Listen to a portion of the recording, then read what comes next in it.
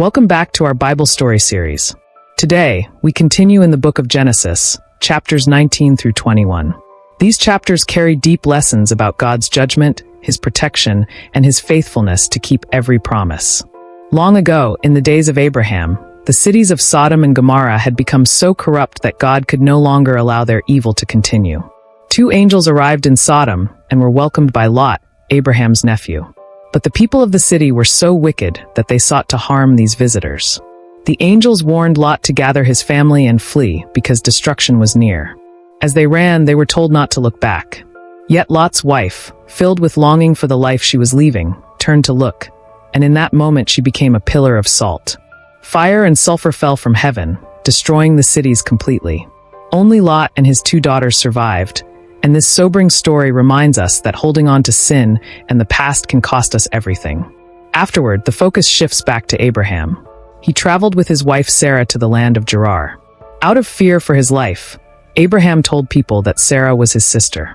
King Abimelech took her into his household, but God appeared to him in a dream and revealed the truth, that Sarah was Abraham's wife.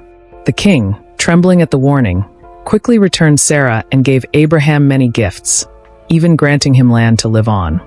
Abraham prayed for Abimelech, and God restored health and blessing to the king's family.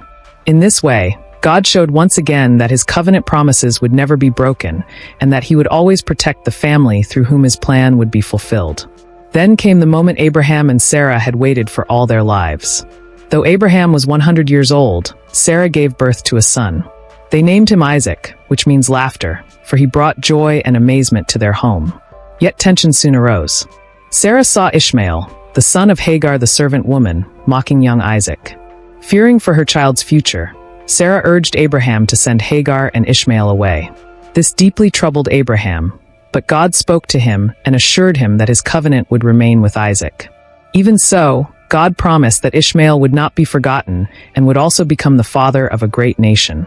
So Abraham gave Hagar and Ishmael provisions and sent them into the desert. When their water was gone, Hagar placed her son under a bush and wept, unable to watch him die. But God heard the cries of the boy. An angel called out to Hagar, comforting her and pointing her to a well of water. God promised that Ishmael would live, grow, and become the leader of a mighty people.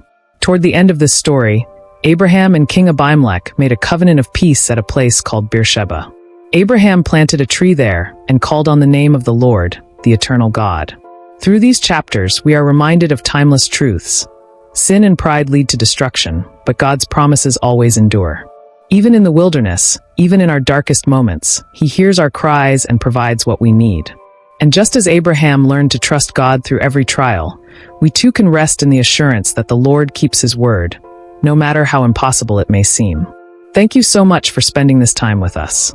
If this story has encouraged your faith and reminded you of God's goodness, please take a moment to like this video, share it with a friend, and subscribe to the channel. That way, you won't miss the next story as we continue through the Bible together. May the Lord bless you and keep you, today and always.